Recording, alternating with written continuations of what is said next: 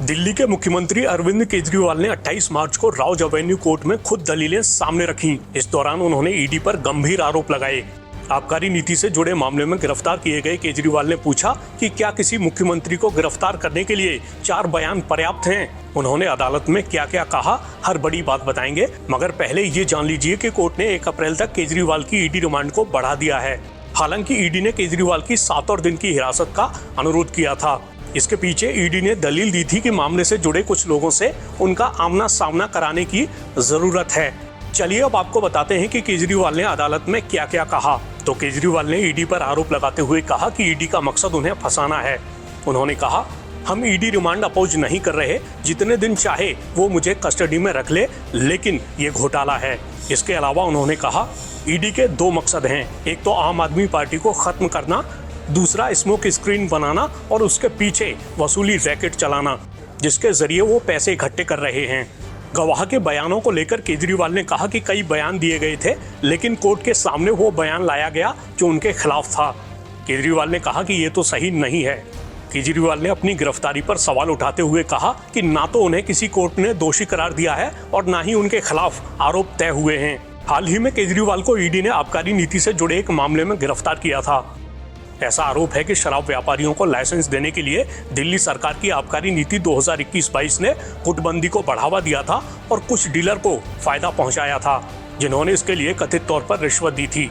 आरोप है कि मामले के आरोपी आबकारी नीति बनाने के लिए केजरीवाल के संपर्क में थे। हालांकि आम आदमी पार्टी पूरे मामले को केजरीवाल के खिलाफ साजिश बता रही है। चलिए अब आपको इस मामले में सामने आई कुछ प्रतिक्रियाएं भी सुनवा देते हैं। ईडी ने और रिमांड मांगी,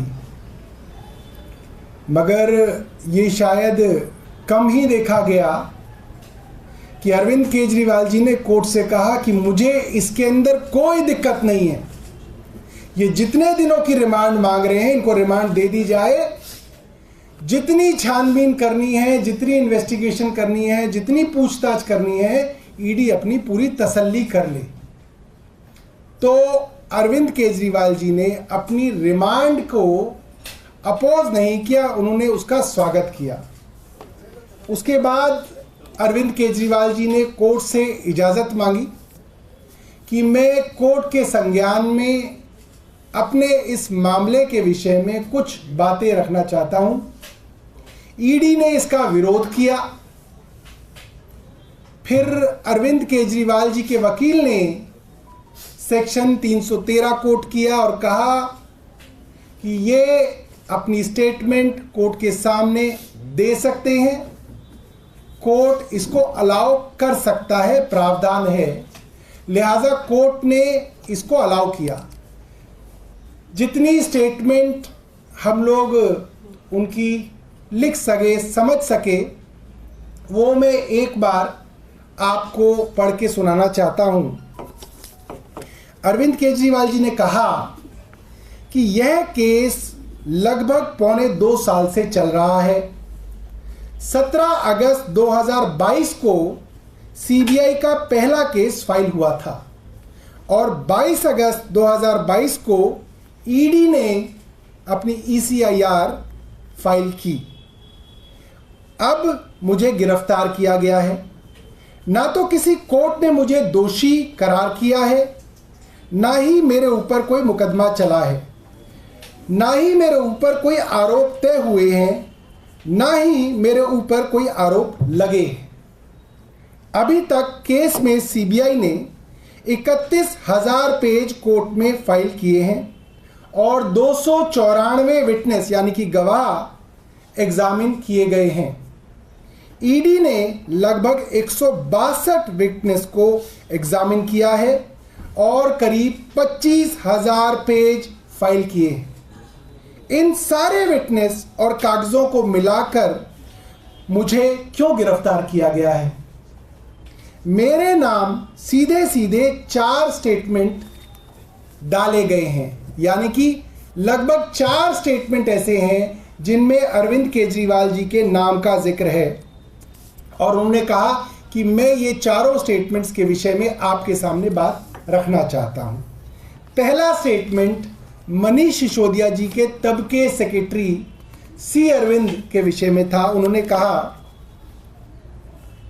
मेरा नाम 4 जगह आ रहा है। सबसे पहले हैं सी अरविंद। सी अरविंद मनीष सिसोदिया के सेक्रेटरी थे। उन्होंने यह बयान दिया कि एक दिन वह मेरे घर में मेरी मौजूदगी में मनीष सिसोदिया जी से उनके कुछ एक्साइज के डॉक्यूमेंट्स हैंडओवर किए। यानी कि सी अरविंद को मनीष सिसोदिया जी ने सीएम साहब के घर पे कुछ एक्साइज के डॉक्यूमेंट्स हैंडओवर किए। उन्होंने यह नहीं कहा कि कुछ पैसे दिए, ऐसा कोई आरोप नहीं है।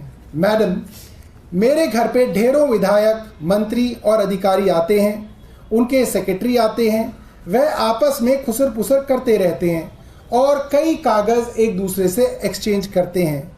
मुझे क्या पता कौन किसको क्या दे रहा है।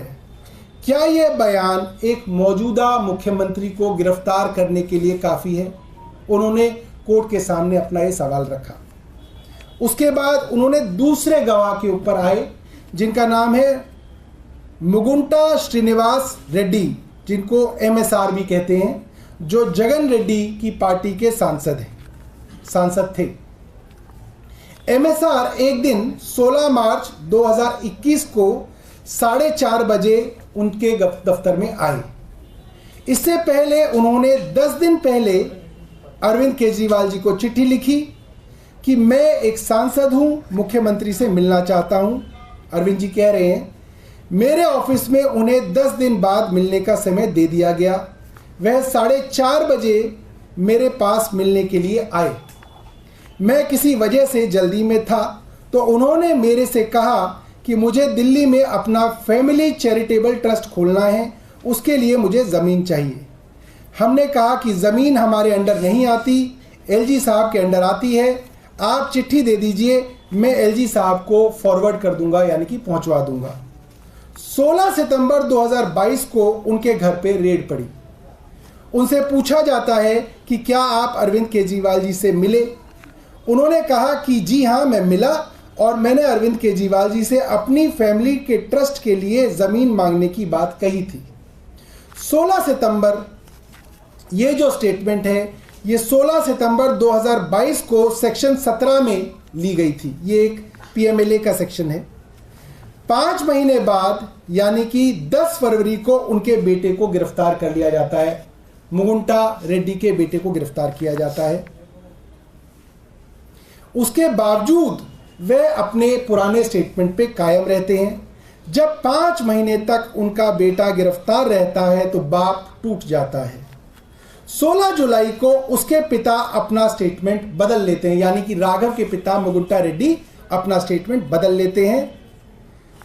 बीच में ईडी के लॉयर ने फिर से अरविंद केजरीवाल जी को रोकने की कोशिश की, हल्ला गुल्ला हुआ। अरविंद केजरीवाल जी ने कहा, राजू जी, मैं आपका आशीर्वाद चाहता हूँ। Mister Raju, I need your blessings, please मुझे बोलने दीजिए।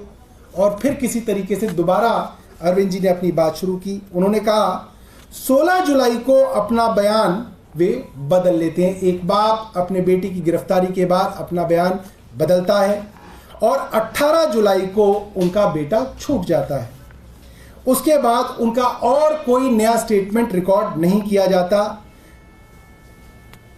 जो बयान बार बार हो रहे थे उनमें कोई भी बयान अरविंद केजरीवाल जी के खिलाफ नहीं था, इसलिए बार बार नए बयान लिए गए। और जैसे ही अरविंद केजरीवाल जी के खिलाफ बयान दे दिया गया, फिर कोई और बयान की ज़रूरत ईडी को नहीं थी। बाकी सारे बयान जो है कूड़े के कचरे के डब्बे में, और इस बयान को ईडी जो है कोर्ट के सामने पेश करता। उसके बाद और कोई स्टेटमेंट नहीं लिया जाता। बयान पे बयान हो रहे थे, पर जब तक वो मेरे साथ मेरी मदद के बयान दे रहे थे जिसमें मेरे खिलाफ कुछ नहीं था, तब तक ईडी को उस पर एतराज़ था। और जैसे ही वह मेरे खिलाफ बयान देते हैं, उनका बेटा छूट जाता है और उनके और बयान लेने बंद हो जाते हैं। और 3 अक्टूबर को उनका माफ़ीनामा हो जाता है, यानी कि वो सरकारी गवाह अप्रूवर बन जाते हैं। ईडी और केंद्र सरकार का मिशन कामयाब हो जाता है। अब तक मैंने 2 गवाहों के विषय में बताया, अब मैं तीसरे गवाह पे आता हूं। फिर अरविंद जी ने कहा इनका मकसद साफ है, ईडी का मकसद साफ है, वो केवल और केवल मुझे फंसाना चाहते थे। सेक्शन 50 में 3 स्टेटमेंट हैं, तीनों बराबर हैं। उनमें से एक स्टेटमेंट को कैसे तवज्जो दी जा सकती है? Each statement carries equal gravity.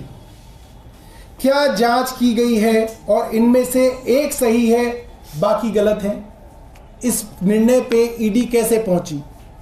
इस निर्णय पे कोर्ट कैसे पहुंचेगा कि अगर 3 स्टेटमेंट सेक्शन 50 में ईडी ने एक ही आदमी से ली है, वो अलग अलग हैं, तो एक ईडी को उठा ले उस स्टेटमेंट को और वो कोर्ट में दे दे कि साहब ये स्टेटमेंट सही है क्योंकि ये अरविंद केजरीवाल के खिलाफ है, ये 2 स्टेटमेंट अरविंद जी के साथ है इसलिए ये खारिज है। इसकी जांच कोर्ट कब करेगा, कैसे करेगा? अरविंद जी ने ये सब सिर्फ उन चीज़ों को लगाया गया है, बाकी 2 स्टेटमेंट जो अरविंद केजरीवाल के खिलाफ नहीं है, उन 25,000 पेजों में से वो पेज हटा लिए गए हैं। आखिर ऐसा क्यों है? यह तो गलत है। कोर्ट के सामने तीनों स्टेटमेंट लाए जाने चाहिए ताकि कोर्ट इस चीज को डिसाइड करे कि कौन सा स्टेटमेंट कोर्ट माने और कौन सा स्टेटमेंट कोर्ट ना माने। इसके बाद अरविंद केजरीवाल जी तीसरे गवाह की तरफ बढ़ते हैं, जो मुगुंटा रेड्डी के बेटे हैं, राघव रेड्डी, जिनका जिक्र मैंने किया कि उनको 5 महीने तक गिरफ्तार किया। तो अरविंद केजरीवाल जी ने कहा तीसरा स्टेटमेंट उनके बेटे का है। राघव मुगुंटा से 16 सितंबर को राघव मुगुंटा के यहाँ 16 सितंबर को रेड होती है और उनका बयान लिया जाता है। उनका बयान अपने पिता की बयान की तरह ही होता है, जिसमें वो अरविंद केजरीवाल जी के खिलाफ कोई बात नहीं कहते। 10 फरवरी को उनको गिरफ्तार कर लिया जाता है, यानी कि राघव रेड्डी को। उसके बाद उसके 5 बयान लिए जाते हैं। उनमें वह वही बोलता है जो उसने पहले बोला होता है, यानी कि वो अरविंद केजरीवाल के खिलाफ उनको इंडाइट करने का कोई बयान नहीं देता है। 5 महीने तक उसको जेल में रखा जाता है। आप समझ सकते हैं, एक मेंबर ऑफ पार्लियामेंट और एक बड़े बाप के बेटे को, एक करोड़पति अरबपति आदमी के बेटे को 5 महीने तक तिहाड़ में सड़ाया जाता है, मगर वो अपने बयान पे कायम रहता है। उसके बाद 16 जुलाई को जब उसके पिता अपना बयान बदलते हैं अपने बेटी की जेल के कारण, तो 18 जुलाई को उस बेटे की जेल से जमानत हो जाती है। उसके जो 7 बयान हुए उसमें से 6 बयान अरविंद केजरीवाल के खिलाफ नहीं है। 7वें बयान में जैसे ही वो मेरे खिलाफ बोलते हैं, उसके बाद कोर्ट, उसके बाद ईडी उनका और कोई नया स्टेटमेंट रिकॉर्ड नहीं करता, उसे जेल से छोड़ दिया जाता है, उनको माफीनामा दे दिया जाता है और ये 6 स्टेटमेंट कूड़े के डब्बे में डाल दिए जाते हैं। अरविंद केजरीवाल जी का सवाल है कि ये कौन तय करेगा कि 7 में से 6 स्टेटमेंट गलत है, 7वां स्टेटमेंट सही है? ये ईडी कैसे तय कर सकती है? ये तय कोर्ट करेगा, न्यायालय करेगा। लिहाजा वो 6 स्टेटमेंट भी कोर्ट के रिकॉर्ड पे लाए जाने चाहिए। उसके बाद जो ईडी का स्टार विटनेस है, उनके विषय में अरविंद केजरीवाल बात करते हैं, शरद चंद्र रेड्डी। चौथा है शरद चंद्र रेड्डी। शरद रेड्डी का केस 16 सितंबर में, माफ कीजिएगा, शरद रेड्डी के मामले में 16 दिसंबर को उनके यहां रेड हुई। उसने मेरे खिलाफ कुछ नहीं कहा। 9 नवंबर को उसने मेरे खिलाफ कुछ नहीं कहा, यानी कि जब रेड हुई तब उसने कोई बयान नहीं दिया। उसके बाद 9 नवंबर को उसको पूछताछ के लिए बुलाया गया, उसमें भी उसने अरविंद केजरीवाल जी के खिलाफ कुछ नहीं बोला। 10 नवंबर को अगले दिन उसकी गिरफ्तारी हो जाती है। उसके बाद 9 बयान दर्ज किए जाते हैं। 9 different statements of Sharad Reddy are recorded by ED in their custody. और उन 9 के 9 स्टेटमेंट्स में शरद रेड्डी अरविंद केजरीवाल के खिलाफ उनको इंडाइट करने वाला कोई स्टेटमेंट नहीं देते हैं। उसके बाद 25,000 करोड़ रुपए की कंपनी औरोबिंदो फार्मा के मालिक के बेटे शरद रेड्डी को 6 महीने तक जेल में सड़ाया जाता है। एक बाप टूटता है और उसके बाद देखिए क्या होता है। उसके बाद 6 महीने गिरफ्तार रहने के बाद 25 अप्रैल को वह भी टूट जाता है और वह केवल इतना कहता है कि मैं विजय नायर के साथ सीएम साहब के पास गया था।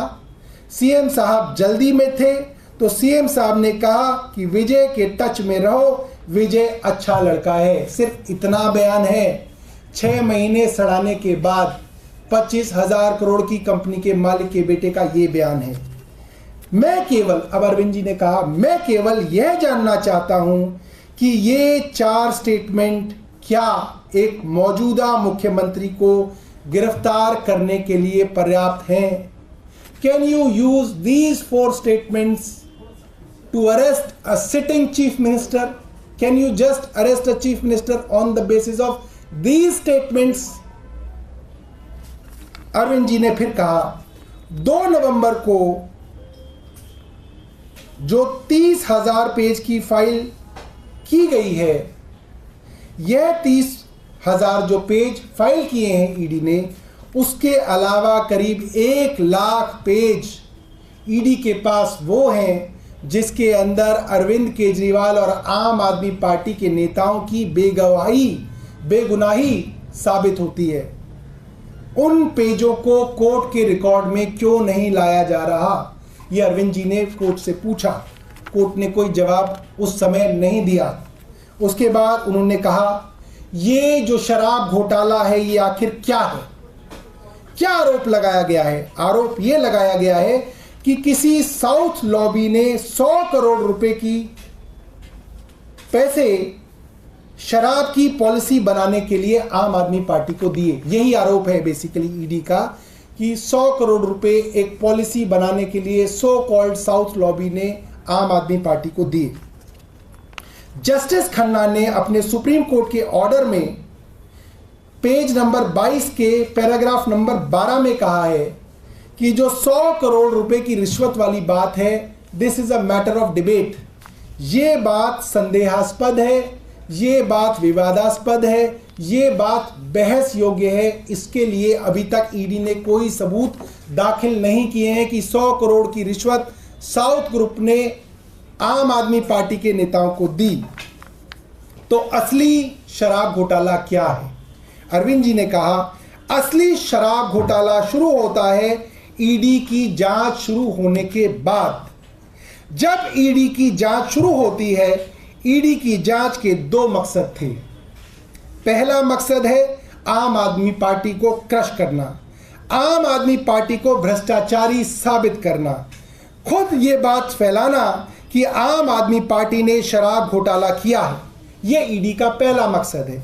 ईडी का दूसरा मकसद है एक्सटॉर्शन रैकेट चलाना, और मैं इसके सबूत अदालत के सामने पेश कर रहा हूं। ईडी का मकसद है पैसे इकट्ठे करना। फिर अरविंद केजरीवाल कहते हैं शरद चंद्र रेड्डी के केस में शरद चंद्र रेड्डी को जमानत 2 कारणों से मिली। सबसे पहले शरद रेड्डी ने मेरे खिलाफ दिया बयान। सबसे पहले शरद चंद्र रेड्डी ने उनके खिलाफ बयान दिया। शरद रेड्डी ने गिरफ्तार होने के बाद 55 करोड़ रुपए का चंदा भारतीय जनता पार्टी को दिया। गिरफ्तार होने के बाद 55 करोड़ रुपए के बॉन्ड शरद रेड्डी ने खरीदे। उसके बाद उसे जमानत मिली। इससे मनी ट्रेल साबित होता है। गिरफ्तार होने के बाद उसने 55 करोड़ का चंदा भारतीय जनता पार्टी को दिया। भाजपा के अकाउंट में यह पैसा सीधे तौर पे गया। इससे मनी ट्रेल साबित होती है। यह पूरी जांच का मकसद था कि एक तरफ आम आदमी पार्टी को क्रश करना, एक स्मोक स्क्रीन क्रिएट करना, आम आदमी पार्टी को भ्रष्टाचारी साबित करना, और इस स्मोक स्क्रीन के पीछे एक्सटॉर्शन पैसे की वसूली करना, जो कि शरद चंद्र रेड्डी की कंपनी औरोबिंदो फार्मा और उसकी सब्सिडरी, जिन्होंने 55 करोड़ रुपए के इलेक्टोरल बॉन्ड खरीद के भारतीय जनता पार्टी को दिए और उनको जमानत मिली और उनको सरकारी गवाह बनाया, इस चीज से साबित होता है। अब इसके बाद अरविंद केजरीवाल जी के वकील ने अदालत से कहा और अदालत से पूछा कि जब इसी मामले में 55 करोड़ रुपए की मनी ट्रेल के सबूत हम दे रहे हैं तो क्या ईडी इसकी जांच करेगी? उसके बाद वकील साहब ने पूछा कि क्या कोर्ट ईडी को यह डायरेक्शन देगी कि ईडी इस 55 करोड़ की मनी ट्रेल की जांच करे? वकील साहब ने कहा there is a concept of court monitored probe. क्या कोर्ट इसकी मॉनिटरिंग करेगा कि ईडी 55 करोड़ रुपए की जांच करे? यह बात कोर्ट के संज्ञान में लाई गई है। मैं, पूरी दिल्ली, पूरा हिंदुस्तान और मैं कह सकता हूं दुनिया के अलग अलग देशों की सरकारें आज इस राउज एवेन्यू कोर्ट की तरफ, भारत की न्याय व्यवस्था की तरफ, हाई कोर्ट की तरफ, सुप्रीम कोर्ट की तरफ देख रही है कि एक सिटिंग चीफ मिनिस्टर ने अदालत में सबके सामने सबूत दिए, क्या अदालत उसकी जांच के आदेश देगी? ये हम देखेंगे और पूरा हिंदुस्तान और पूरा संसार आज इस चीज को देखने के लिए व्याकुल है। आपने कहा था कि अरविंद केजरीवाल भाई साहब कुछ बहुत बड़ा धमाकेदार बयान देंगे, लेकिन ना तो चूहा मिला ना चूहिया, कुछ भी समझ में नहीं आया। क्या केजरीवाल जी कंफ्यूज्ड हैं या हम सबको कंफ्यूज करने की कोशिश कर रहे हैं? क्योंकि सवाल तो यहाँ पे रिश्वतखोरी का है ना, पूरे शराब घोटाले का है, इलेक्टोरल बॉन्ड्स का नहीं है। इलेक्टोरल बॉन्ड्स तो खरीदे जाते हैं एक चेक देकर, बैंक के अंदर जाकर। ये तो छुप छुपाकर कैश के जरिए हवाला ऑपरेशंस के तहत ये तो पैसा दिया जाता है एक तरह से ब्लैक मनी के तौर पर, रिश्वतखोरी के तौर पर। और रिश्वतखोरी क्यों की गई इस मामले में? क्योंकि इसमें मुनाफाखोरी करने दी गई प्राइवेट वेंडर्स को, प्राइवेट लॉबी को। समीर महेंद्रू बने इंडो स्पिरिट्स के जो थे होलसेलर, और बाकी जो रिटेल की कंपनी है साउथ ग्रुप वो बनी रिटेलर्स, और रिटेलर्स की तो इसमें 10 गुना से ज्यादा मुनाफा उनको मिला। जबकि जो सरकार है जिसका राजस्व यानी कि स्टेट रेवेन्यू जो दिल्ली लोगों को मिलना चाहिए था जिसका फायदा, उनको के हाथ तो कुछ भी नहीं आया। तो जो राजस्व इसके तहत मिलता भी था वो भी खत्म हो गया, और बल्कि बहुत ही कम हो गया। और इसमें माना जा रहा है कि करीब 2000 करोड़ के लगभग राजस्व यानी कि रेवेन्यू एक्साइज जो मिल सकता था दिल्ली सरकार को, जिसका फायदा दिल्ली वासियों को होता, वो उनको मिल नहीं पाया।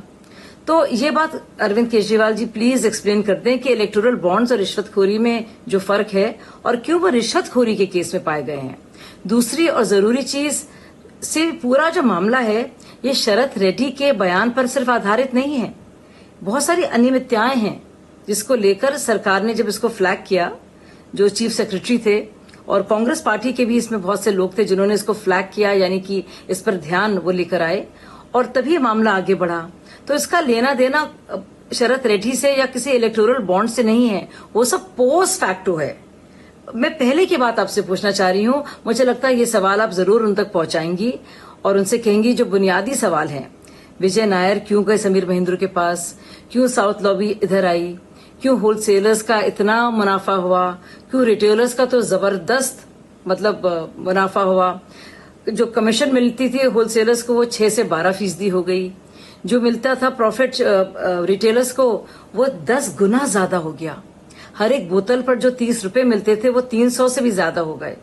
तो ये बहुत बुनियादी सवाल हैं और इनका ताल्लुक किसी एक शख्स से और किसी एक इलेक्टोरल बॉन्ड से नहीं।